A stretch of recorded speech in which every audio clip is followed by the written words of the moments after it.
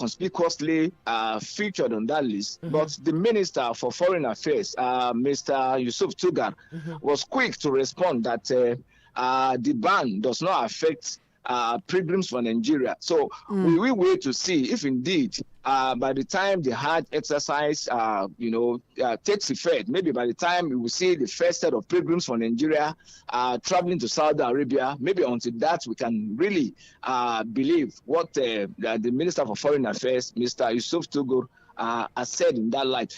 Coming back to the bickering, the crisis and controversies rocking the National Hajj Commission, this started when the federal government, was it under Buhari? Under President Bola Ahmed Tinubu, subsidized the Hajj Commission because of the pilgrims to the tune of about 90 or 92 billion naira. Yeah, 90 because billion at that time that the last year's Hajj was on, the exchange rate was so high. I recall that the pilgrims were asked to first deposit, I think, around about either 6 million naira or thereabouts. But because of the way the foreign exchange, it was not really, it was really unpredictable then, and for that reason, the amount for each pilgrims, I think, rose up to about 9 million naira thereabouts, and for that reason, the federal government waded in and subsidized those pilgrims who already made initial deposits to the tune of about 6-7 million naira thereabouts. Of course, that generated a lot of controversies from Nigerians that the issue of Hajj or the issue of pilgrimage to Jerusalem should be of a personal decision. That why is federal government or state government still funding, still sending people or still sponsoring Nigerians for Hajj or for a pilgrimage to Jerusalem? When this money was sent to the National Hajj Commission, we started hearing stories here and there, that the money was mismanaged. The pilgrims also complained bitterly in Saudi Arabia that they didn't see the effect of the money released, by the federal government to cushion the effect of the shortage in terms of payment for that 2024 Hajj exercise. Some pilgrims also complained that they didn't get even in Saudi Arabia. So much of complaint, even from pilgrims from different parts of the country, so mismanaged or spent accordingly for the leadership style of the also commissioners. Some of them had even written a petition to the Vice President, Kashim Shettima, accusing Mr. Usman, a professor, of misconduct, of violation of procurement regulations and exclusions from activities at the commission. They said that the fixing of the Hajj, or inside the commission itself, there's all this bickering, there are all these disagreements. The two questions I have are, do you want to shed light on what is happening within? And the second question would be, Hajj is just around the corner. Why is this coming up right now? Well, I think sincerely, I can only speak from the angle of a journalist, of somebody who is also watching from the corner. Okay. This question will have been best be answered by maybe the spokesperson for the National Hajj Commission. But by and large, what I see in this controversy, Nigerians, the way we are, corruption is everywhere. Corruption is everywhere. And sometimes when people are given opportunity to do the needful, the issue of personal interest, the issue of these are my people, let me also give them some kind of leeway, some kind of opportunity above others. As regards the tour operators, I remember vividly that that's also caused a lot of bickering, a lot of crisis, I think about 3 or 4 years ago, because usually for Hajj, for tour operators, we used to have close to about 100 people that takes different people for Hajj exercise, aside the State Pilgrims Welfare Board. But suddenly, this was reduced drastically to about I think less than about 15 or 20. So you do not expect, and the instruction given them was that people should merge, that they can, collaborate, or they can partner together to still take pilgrims for Hajj. But that did not go well with some tour operators. Like they were scheme out of the scheme out of the exercise. And we are talking about your source of living. When your source of living is affected, you are not expected to keep quiet. But whether we like it or not, I think what can really crisis to a logical conclusion is for the House of Representatives Committee to come out with their findings and do recommendation.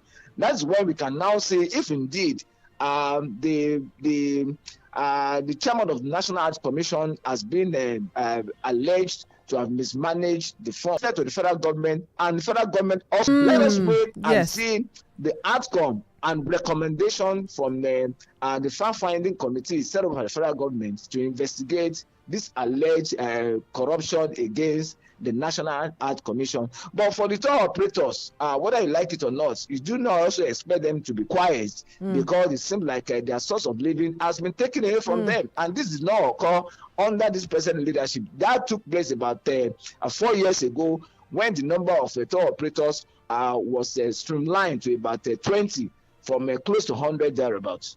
Okay. Right. A solid point you have made there, especially with the fact that it's alleged, seeing that, they say that the commission was sidelined, or some people, the petitioners allege that they were sidelined by the commission from the pre-Hajj visits to Saudi Arabia, the fixing of the fare, selection of tour operators and service providers. You know how something doesn't exactly favor you, and yet you're trying to point fingers and saying that this person is the reason why he has a gross misconduct, violation of procurement regulations. Because let's just see how the investigation's going with this conversation. When it comes up again, we most definitely will give you an update. You can be a part of this conversation. Yes. You can call us, send us a WhatsApp message. If you have even gone for Hajj and you saw how it was, and what was your experience like? We want to know. 0705 69000927 is the number to call and send a WhatsApp message. And of course, you said that he who is coming with equity must come with clean hands. The same way he who is coming to make an accusation must come with evidence. I totally like that. I want to ask you how you think all of this, between the drama on this side and the alarm that's been raised by Saudi Arabia on the other hand, how this is going to affect the Hajj in this season. Is it, what are we looking at? And what are people prepared for? And, I begin to wonder as well, because of the stampede, again, this is why Saudi Arabia is trying to sort of manage the situation. I would wonder why the countries, Nigeria, for example, I would think that we would be trying to curb or cut down the number of people going for Hajj for safety purposes. So why is the Nigerian government not looking at that? Or should I say the Hajj Commission not looking at specifically cutting down the number of people going to Hajj because of safety, due to the stampede that has happened again and again, especially the one of last year? What's your take? Okay, thank you very much. Hajj is one of the 5 pillars of Islam. Yes. In fact, the last one, and it is said that وَحَجُّ الْبَيْتِ لِمَنِ اسْتَطَاعَ إِلَيْهِ سَبِيلًا, that the Hajj is meant for those who have the capacity and those who also have the strength to embark on the exercise. It is a pillar of Islam, but it is only incumbent on those who have the financial muscle to go for it. Okay. So I need to be explicit about that. Hajj is compulsory, fine, but if you don't have the means, as in financial strength, it is not compulsory for you, except those who have the money that is incumbent upon them to travel for Hajj. And again, in terms of health-wise, because Hajj is a very strenuous exercise, you are moving from one point to the other in the midst of about 2.53 million people. And that's why it's also recommended that people above a certain age shouldn't also go for Hajj. But we have seen this being violated every other year, even including Nigeria. We see people that you can say for fact that, this man is aged, this woman is above 75, close to 80. But because maybe that's the time that they have the opportunity, or they have somebody who is saying, oh, Mama or Baba, come and go and perform Hajj. But the way it is from even in the Quran, and the way it is even structured, is if you don't have the strength, if you are above certain age, you are not supposed to go for Hajj. So that's one of the areas that even Nigerian government, the National Hajj Commission, must also look in. You even see pregnant women, and they have a way of also hiding it. You will not know. Yeah. They are pregnant. People also giving birth in Hajj. Okay. So you'll be wondering, how come? That means somebody who is also very close to delivery. Because Hajj, the proper exercise of Hajj takes about 4-5 days thereabouts. But you see people, pilgrims from different countries, spending about a month and a few days. But those who also come on international for Hajj, they don't spend more than a week. Because Hajj exercise, like I said, it takes about 4 to 5 days maximum. But you see people pilgrim from different countries arriving as simply as a month to Hajj and the like. I think these are things that the Saudi authorities really want to curb. And then it's a clarion call on the federal government and the National Hajj Commission that if indeed Nigeria is not on the ban list from the Saudi Arabia, that they should really scrutinize the number of pilgrims that will be embarking on this spiritual exercise this year from our country. Number one, they should guide against those who are aged. And I don't think anybody above 70 should be allowed because of the strenuous and difficult nature of this exercise. And they should also ensure that they carry out on our women a medical exercise to identify those who are pregnant. I'm telling you what I know. Yeah. We have seen people giving birth, women, in Hajj, and you'll be wondering, how did they skate through the screening? How did they skate through the exercise? That they didn't fish them out before getting to Saudi Arabia. So these are things that our National Hajj Commission and the federal government must really do a check on, in ensuring that those who are within the age limits and have the financial muscle, as the case may be, to go for the exercise are allowed, not just for all and sundry. And some people get there and they start doing something opposite of what exactly the Hajj is meant for. And these are some of the things why the Saudi authorities, I'm sure, must have come out with these stringent measures in preventing some pilgrims from some countries for coming for this very important religious exercise. Okay. Thank you so much for highlighting some of the most important things that Nigeria needs to put into consideration for all those that need to go for this exercise. But I did see that he had debunked it, Yusuf. That's the commissioner. He had actually debunked it, saying that, that is not the reason why Nigeria has not been, if my memory serves me right, Yusuf Tugar, on this Hajj conversation, had said the foreign affairs minister is debunking claims. This was about yesterday. He debunked claims of Saudi Arabia's entry ban into Nigeria. This information was put out yesterday. The ministry said that the only official restriction applies to holders of tourist visas during the Hajj season, noting that from April 29th to 11th of June 2025, individuals with tourist visas will not be allowed to enter Makkah or perform Hajj. So now that he has explicitly told us that this is the reason. Yes, and he also, and we did mention that he said that one of the other things is when people come and use business visits and tourist visits as an excuse to make it to Hajj. Well, we'll keep watching this space, and hopefully this bickering that is going on with the Hajj Commission would actually, fix itself. Hopefully, that's what we're looking forward to. In the meantime, let's take you away from Hajj and everything Hajj to this recent report. It was released, I think it started yesterday. The stories already came out about insecurity, where OHANEZE Ndibo is demanding action from Southeast governors and threatening a seek a state of emergency. According to him, he said that so far in the first quarter of 2025, about 300 individuals in the southeast have been brutally killed, and he's called this an egregious, offense, and that the governors are not doing anything about it. 300 individuals, and this is not in the news as front burner. What are we looking at? What is the situation in the east with this Ohaneze and Ndibo's comment?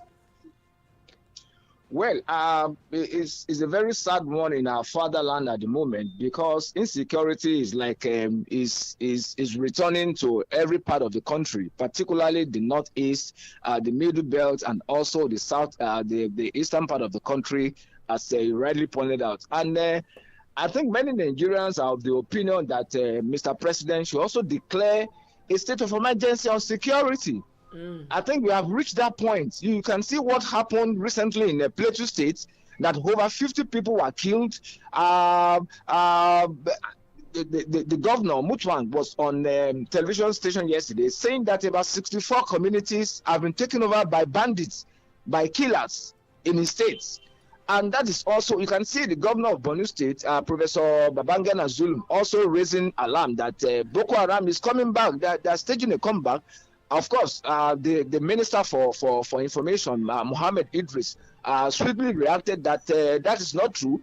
The military headquarters, the defense headquarters, also reacted that they are on top of it, and they are doing everything possible to curb Boko Haram incursion into many parts of Borno State. So I think this is the right time for our president to declare a state of emergency on security before it consumes the entire nation. We can't wait again. People can't sleep with their two eyes closed in some part of the country.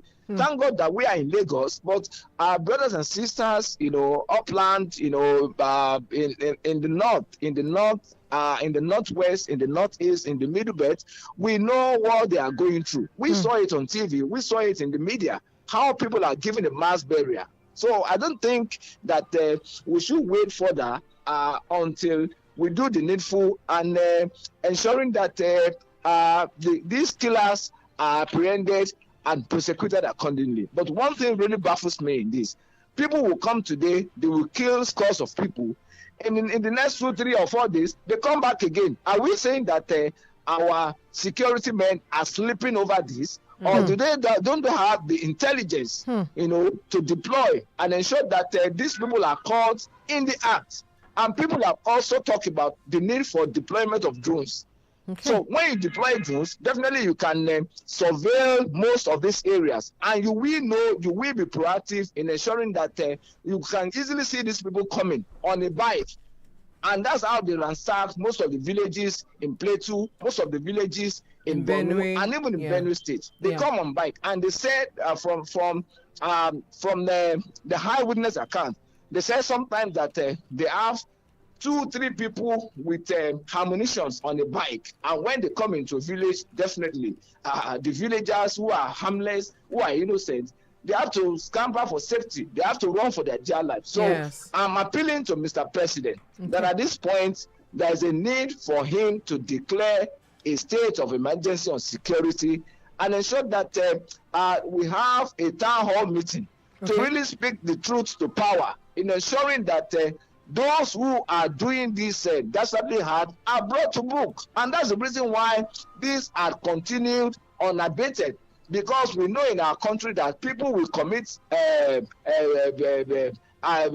crimes and nobody is going after them. And that's what gave them the leeway to also want to continue committing this crime, because they believe that they can do it and they won't be arrested. So it's unfortunate. The point where we had at this moment in our nationhood, and our military should also ensure that the way Nigerians are also talking about sorry, I have to interrupt you. Ethnicity as regards the killing.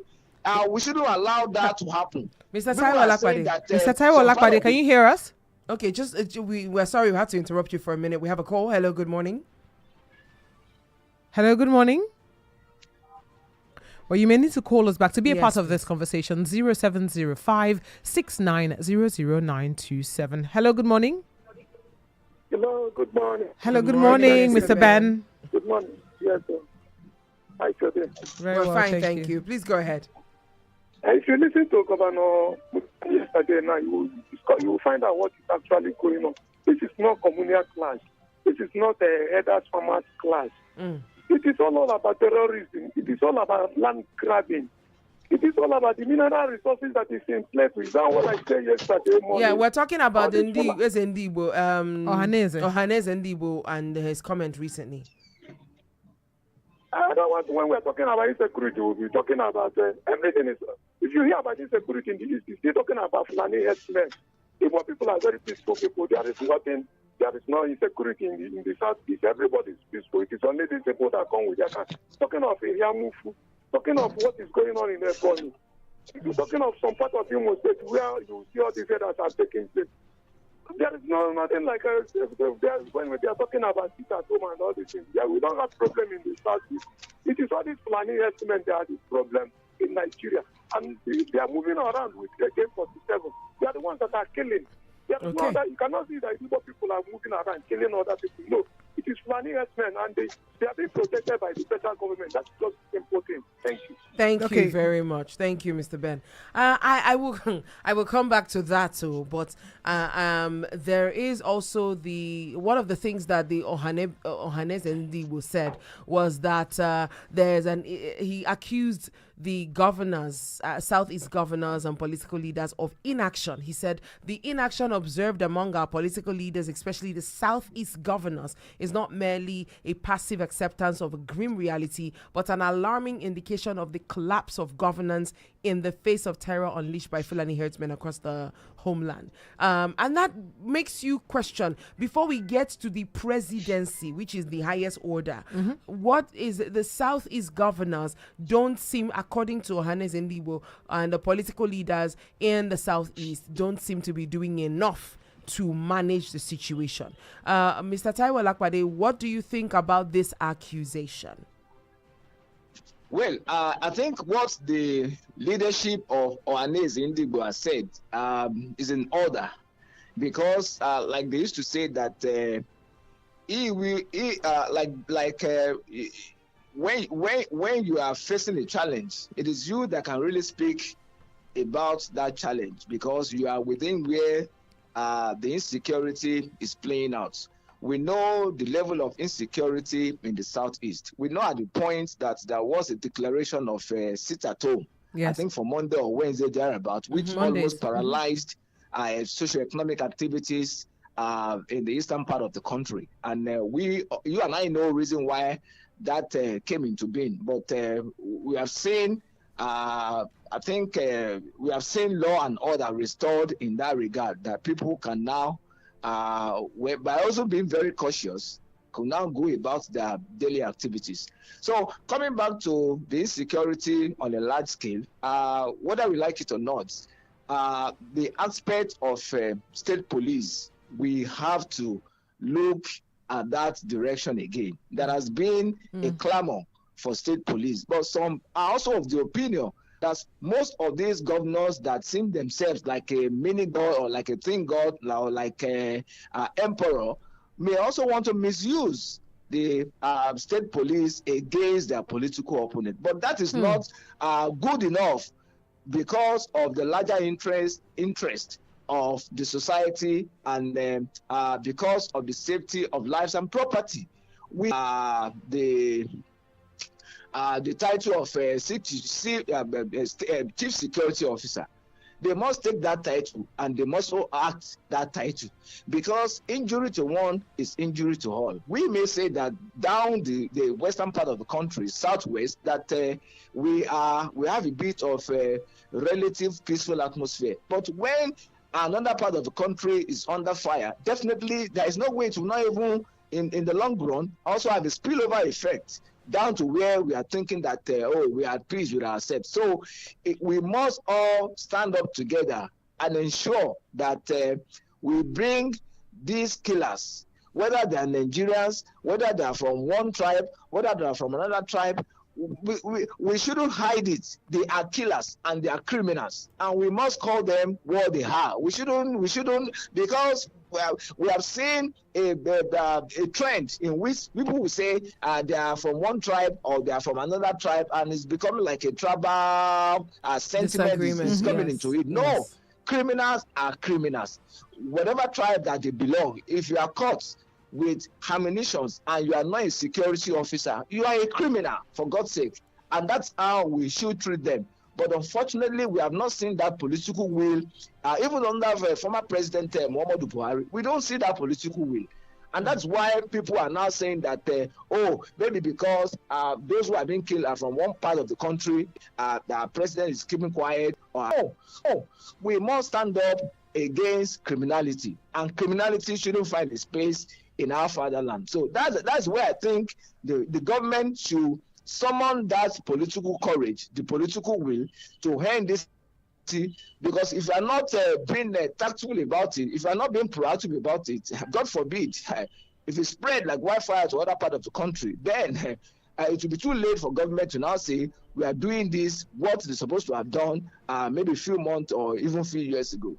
Okay, the state of emergency also has said that if we go on like this, they are going to, okay, call us back 0705 69007. You can leave us a message on WhatsApp. You can send us a voice note on WhatsApp. You can also call us on that number. And if you want to send a text, you can actually send a text message to 0903 714 2798. 0903 714 2798 is the number to send a text message to. On the conversation about state of emergency. I mean, usually in Nigeria, it's declared in times of great civil unrest. And with what happened on the 18th of March, where the presidency did put Rivers State under the state of emergency, seeing that there were two fire outbreaks in different oil parts, and then the fracas happening in the National Assembly, do you think it's long overdue that the presidency should have called for a state of emergency in the southeast? Well, you made reference to that declaration in Rivers State. Mr. Alakwade, I'm sorry to interrupt you. Apologies, let's take a call. Hello, good morning. Yeah, good morning. Good morning. What's your name, sir? My name is Phil. I'm calling you from Pamco. Okay, go ahead. Yeah, I don't think we are fighting insurgency in Nigeria. We are fighting, it's just that the government is killing its people. So it's not about insurgency. It's not about terrorism or anything. It's about government killing its people.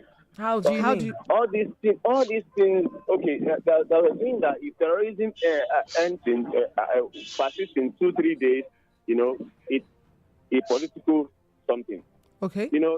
We have military, we have everything to do in Nigeria, and we are being killed every day, and nobody is doing anything. There's an equipment called ISR in the military. ISR is like a drone shoot in space to monitor every part of the country. There is nothing that will be going. There is no military HQ all over the world that does not have it. Okay. Only we don't want to use it. So we have all those equipment ready-made in the store, and we are not using it. And we are being killed like chickens every day. And we are now saying we are fighting insurgency. Which kind of insurgency are we fighting? Thank you. So let's just tell us they want us to go exile. Everybody will leave. Thank you very much. Thank you for your thoughts. Wow. Mr. Alakwade, I'm sure you heard that comment. You want to go ahead and respond to the question. Please go ahead. No, I didn't hear the comment. I didn't hear the caller.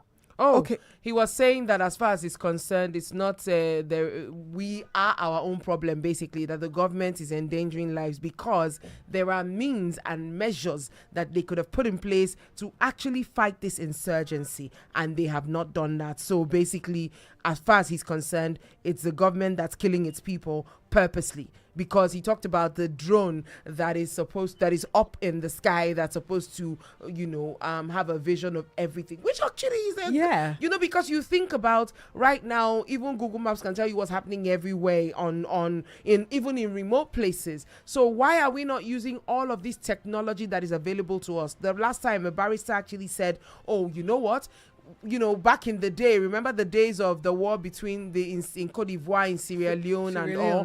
Nigerians were the ones that went there to deliver them, basically, and we didn't have all of this tech and exposure to some technical machinery. Yes, but now we have all of that. So what really is the reason that insurgency has maintained its stand in Nigeria?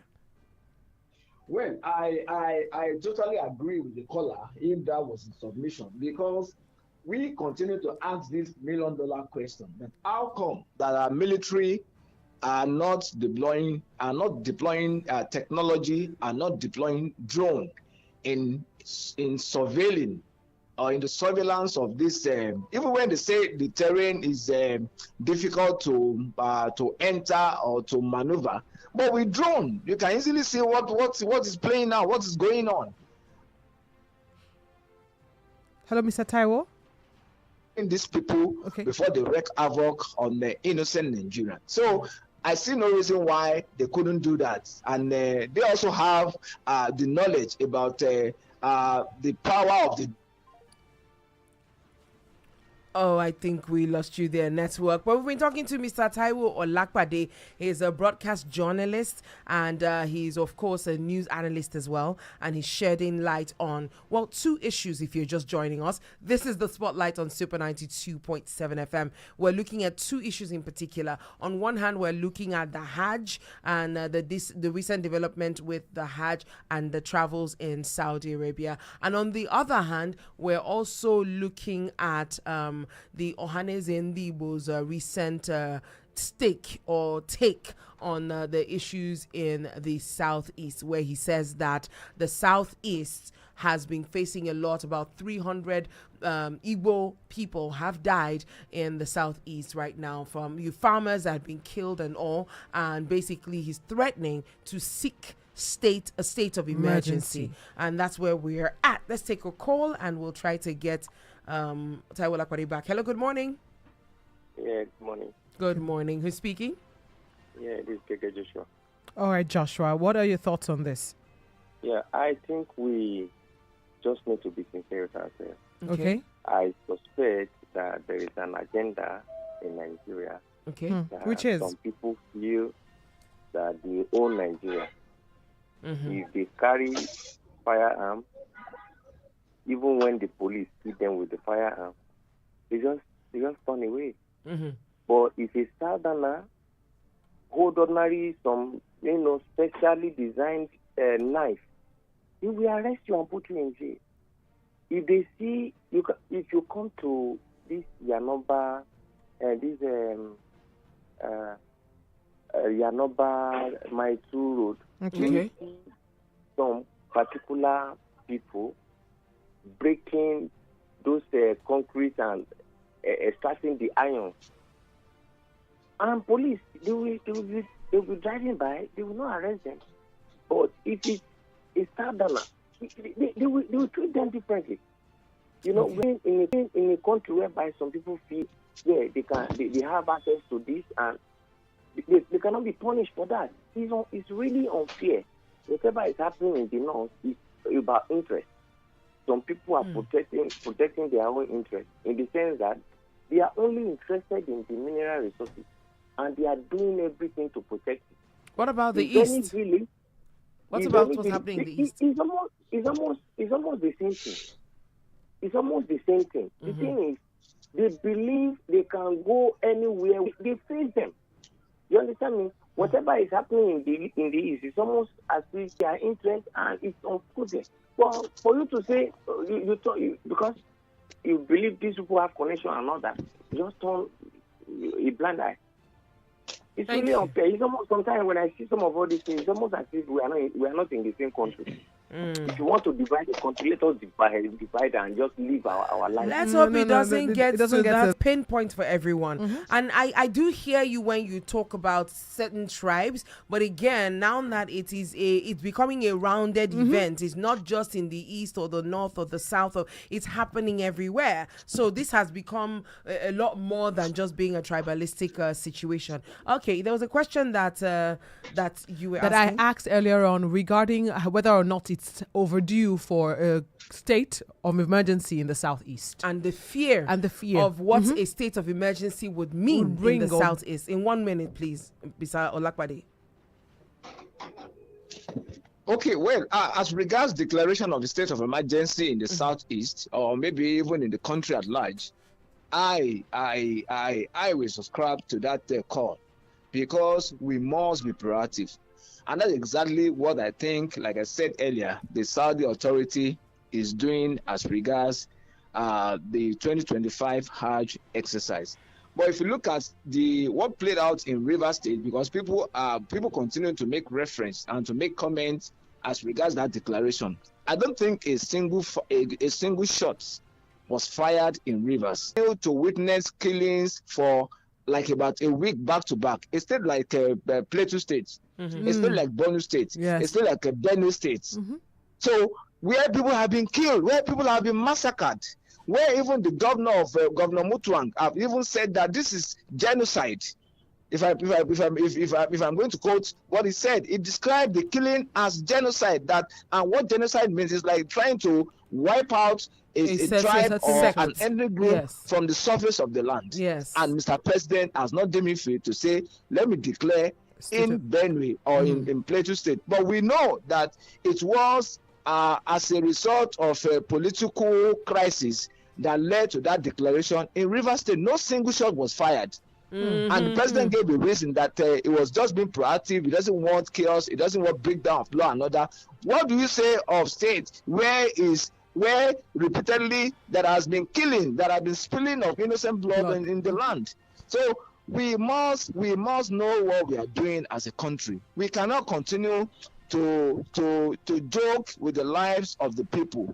Life of every Nigerian is important as equally in any part of the country. Absolutely. We must ensure that and the essence of governance, or the essence of being in government by Section 14 of the 1999 Constitution as amended, is protection of lives and property. No government has any other duty than to protect the lives and property and welfare of the people. If nobody is asking for more than that. But in a situation where our government, either at the state, which is the subnational, or even at the federal government level, has failed in this regard. So why are they still in power? What exactly are they doing? Thank you very much. Guarantee security of lives and property. Thank you. Good welfareism program for the people. That means I don't want to say they are failed. Mr. Olakpade, I can see your passion and your earnest passion for this, and we all, are pleading for the same thing: safety of lives and